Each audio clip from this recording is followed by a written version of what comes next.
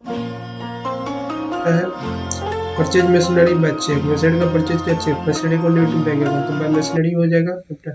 चलिए bank balance आपका credit हुआ। नेक्स्ट इसमें क्या करते हैं, sold goods and receipt cheque deposit the same day, आपने गुड्स को बेचे और चेक प्राप्त किए, तो यानी कि bank account debit to sales account. तो यहाँ पे क्या हो जाएगा, देखिए यहाँ पे आप उसी दिन डिपॉजिट किए बैंक में, है कि नहीं, तो इस डेट में जो है आपको देख पा रहे हैं यहाँ पे सोल्ड गुड्स है, तो bank account debit to sales account, तो सेल्स अकाउंट में हम दे देंगे फिर बैंक बैलेंस देंगे 4500 का, ठीक है। नेक्स्ट आपका परचेज गुड्स फ्रॉम मरुला इन कैश, तो इसका हो जाएगा purchase account debit to cash account by purchase, फिर से क्या होगा परचेज 17400, फिर यहाँ पे purchase stationery by cheque 1100, purchase stationery by cheque, तो stationery account debit to cash sorry to bank, तो यहाँ पे स्टेशनरी दे देंगे, तो आपको क्रेडिट बैलेंस बढ़ेगा बैंक का। कैश विथड्रॉ फ्रॉम बैंक, नहीं cheque given to Rohit, Rohit को हमने चेक दिया, तो रोहित अकाउंट में हो सकता हो आपका क्रेडिटर्स सुसंडी क्रेडिटर्स, तो चेक गिवन टू रोहित, तो यहाँ पे हो जाएगा Rohit account debit to bank account, तो यहाँ पे हो जाएगा बाय रोहित, ओके। नेक्स्ट लेकिन आपने चेक दिए तो आपका बैंक बैलेंस यहाँ पे क्या होगा, ये होगा रोहित के नाम से 1500 रुपया। चलिए नेक्स्ट इसमें कैश विथड्रॉ फ्रॉम बैंक, तो इसका हो जाएगा कैश टू बैंक, ये आपका कॉन्ट्रा एंट्री सॉरी कॉन्ट्रा है, कॉन्ट्रा एंट्री है ये, कैश विथड्रॉ फ्रॉम बैंक, तो यहाँ पे हो जाएगा दिखाते हैं, तो यहाँ पे आपका टू बैंक में हो जाएगा, ये 27 तारीख का है दोस्तों, इसको याद रखिएगा कॉन्ट्रा एंट्री का 27, तो टू बैंक में अमाउंट होगा, और ये जो बैंक लिखाएगा अमाउंट आएगा कैश में, और फिर यहाँ पे देखिए 27 तारीख को दोनों साइड इसका एंट्री होगा, फिर यहाँ पे क्या हो जाएगा कैश अकाउंट डेबिट टू, इसमें हो जाएगा बैंक वाले कॉलम में, यानी कि इसमें अगर बैंक है तो यहाँ पे 10 इसमें, और यहाँ पे होगा इस बैंक कॉलम में आ जाएगा 30,000, तो ये कॉन्ट्रा एंट्री से बोलते हैं, यानी कि इसमें दोनों साइड आ रहा है, एक एंट्री का 2 इफेक्ट पड़ रहा है इसमें, इसी बोलते हैं यहाँ पे कॉन्ट्रा एंट्री। नेक्स्ट इसमें क्या आता है रेंट पेड बाय चेक, तो rent account debit to bank account, तो यहाँ पे रेंट बाय रेंट दे देंगे, यहाँ पे बैंक बैलेंस आपका क्रेडिट हुआ। पेड सैलरी, पेड सैलरी है तो अपने सैलरी का पेड क्या खर्च है, तो बैंक बैलेंस आपका घाटा सैलरी टू बैंक, तो बस सैलरी। आप एक चीज देख पा रहे हैं यहाँ पे बैंक में क्या हुआ कि अधिकतर आपका जो हुआ है परचेज गुड्स बाय चेक, तो यहाँ भी आपका बैंक बैलेंस घटा, मशीनरी आप परचेज की चेक देकर के यहाँ भी आपका बैलेंस घटा, तो क्रेडिट हुआ। आप जो है माल बेचे यहाँ पे आपको चेक प्राप्त हुआ, तो एक जगह आपका ये हुआ, तो एक जगह आपका बैंक बैलेंस का डेबिट हुआ। लेकिन ज़्यादातर जो इसमें हम देख पा रहे हैं पर चेक के माध्यम से ज़्यादातर एक्सपेंस किए हैं, इसीलिए आपका क्रेडिट बैलेंस ज़्यादा हुआ, और डेबिट बैलेंस पहले से आपका 42,000 है। वैसे तो बैंक का डेबिट बैलेंस और कैश का डेबिट बैलेंस आपके लिए पॉजिटिव है, तो देखिए यहाँ पे इस साइड अगर जोड़ते हैं तो 31,000 आता है, इसका 46,000 आता है। लेकिन अगर क्रेडिट बैलेंस की हम बात करें कैश और बैंक का, तो इस साइड जो आपका 10,100 घट रहा है, और बैंक साइड का जो क्रेडिट बैंक में जो क्रेडिट साइड है वो 13,900 घट रहा है। तो इसका मीनिंग यह होगा कि डेबिट बैलेंस ज़्यादा और क्रेडिट बैलेंस कम, और जब डेबिट बैलेंस ज़्यादा हो तो वो मेरा पॉजिटिव है, तो डेबिट में से क्रेडिट घटाएंगे तो आपका आ जाएगा इतना।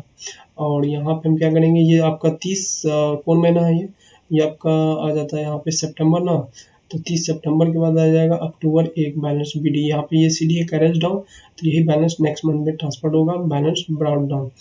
तो कैश का जो आएगा इसमें 10,100, और इसमें आएगा बैंक में 13,900। तो यही है दोस्तों कैश बुक का double column cash book, okay. तो उसी तरह बाकी हम बनाएंगे, परचेज अकाउंट खोलेंगे, सब में बैंक आएगा, कैश आएगा, रिसिप्ट है, पेमेंट है।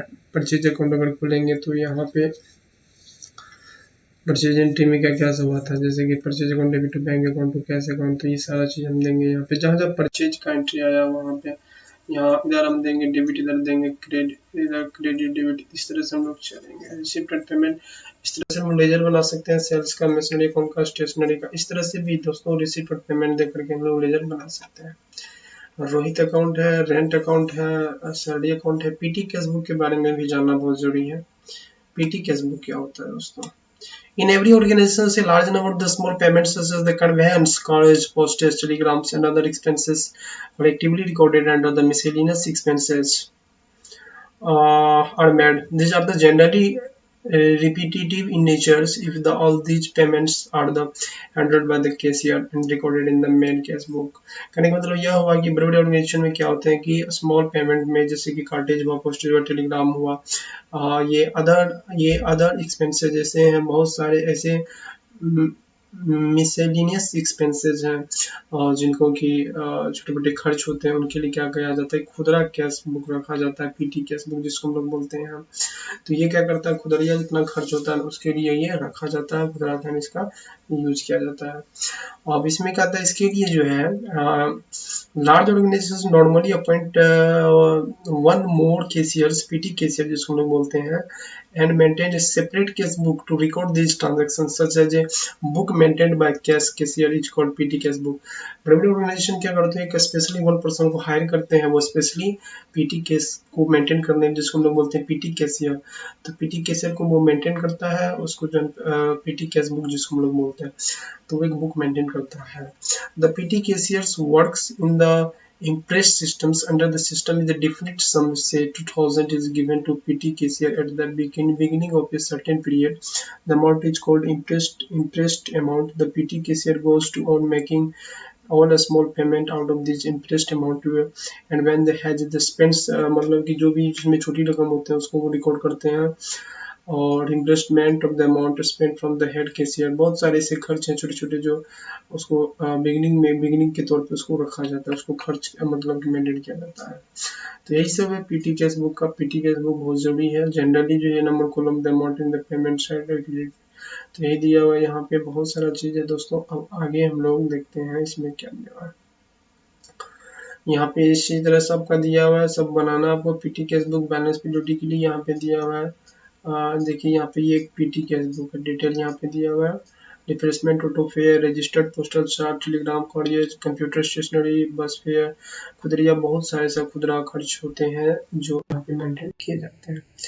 Book of Samaria traders, PT cash book. आप यहाँ पे देख पा रहे हैं पीटी कैश बुक का कुछ यहाँ पे समूह दिया हुआ है, अमाउंट रिसीव्ड है, डेट है, पर्टिकुलर सबोचन नंबर है, अमाउंट पेड है,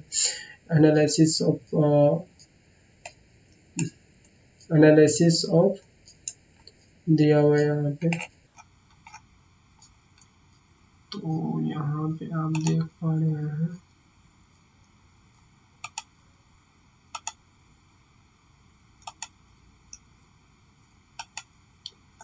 बुक्स ऑफ ट्रेडर्स में दिया हुआ है, यहाँ पे आप देखिए। तो इस तरह से जो दिया हुआ है आप यहाँ पे देख सकते हैं। रिसिप्ट में है 2017 मई 2000, उसके बाद कैश रिसिप्ट दिया हुआ, ऑटो फेयर दिया हुआ, डेट यहाँ पे डेट मेंशन किया और यहाँ पे अमाउंट मेंशन किया गया, कितना पेमेंट किया गया और अमाउंट रिसिप्ट कितना है 2000। आप देखिए पीटी कैशियर को क्या होता है कि मिनिमम बैलेंस उसको दे दिया जाता है मैक्सिमम 2000, ठीक ना। तो वो पीटी केस में क्या होता है कि 2000 अमाउंट रख दिया जाता है, ठीक। 2000 यहाँ पे रिसिप्ट दिया हुआ, अमाउंट रिसिप्ट 2000। अब होता क्या है कि पार्टिकुलर्स में जैसे कैश रिसिप्ट है, ऑटो फेयर है, आप यहाँ पे दिखाए सारा टोटल खर्च इस तरह से टोटल दिखा दिया, आपका टोटल हो गया 1487, बैलेंस कितना बचा 513, 2000। तो यहाँ पे ये अमाउंट आ जाएगा, रिसिप्ट में इतना बच जाएगा, बैलेंस जितना, कैश रिसिप्ट इतना, फिर आपने पेमेंट कैश रिसिप्ट किया 1487, मतलब कुछ इस तरह का। तो ये हुआ। फिर देखिए यहाँ पे दिया हुआ आपको एनालिसिस ऑफ द पेमेंट, जैसे पोस्टेज, टेलीफोन, कन्वेंस, इतना सब आप इसको जो है अलग अलग एनालिसिस कर सकते हैं। नेक्स्ट इसमें books of Samaria traders journal. आप यहाँ पे देखिए petty cash account, debit to cash account, कीज पेड टू पीटी कैश। तो अब पीटी केस को फर्स्ट बार जो किया गया था, तो पीटी केस में बैलेंस बढ़ा, कैश अकाउंट डेबिट टू, यहाँ पे पीटी केस क्या है, करंट स्टेट जो बढ़ गया 2000 डेबिट हो जाएगा और टू कैश 2000 क्रेडिट हो जाएगा। फिर कहता खर्च कौन कौन सा हुआ, पोस्टेज का, टेलीफोन टेलीग्राम का, कन्वेंस का, स्टेशनरी का, मिसलेनियस एक्सपेंसेस का, to petty cash. Petty cash के ही अमाउंट से पेमेंट किया गया ना, अलग से केस तो नहीं किया गया।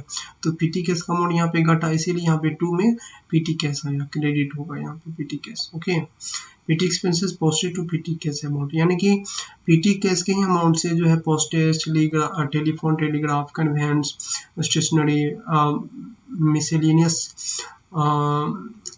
अमाउंट को जो है पेमेंट किया गया है। आपका था petty cash account to cash account की cash paid to petty cash है, फिर इतना 1487 का पीटी कैश में पेमेंट फिर किया गया इतना का। तो यही है पीटी कैश अकाउंट, हम देख पा रहे हैं इस तरह से दिया गया है। Postage account, Telegram, telephone and Telegram accounts यहाँ पे सारा चीज दिया गया है। कन्वेंस अकाउंट दिया हुआ है, स्टेशनरी अकाउंट दिया हुआ है, मिसलेनियस एक्सपेंसेस अकाउंट दिया, सबको हमको बारीकी बारीकी से अकाउंट सबको खोलना पड़ेगा। अब यहाँ पे balancing of cash book, balancing of cash book का यहाँ पे क्या था, कैश बुक में बैलेंसिंग, इस चीज को हम लोग दूसरे नेक्स्ट दिन जो इस पे हम लोग डिस्कस करेंगे। Okay, thank you so much.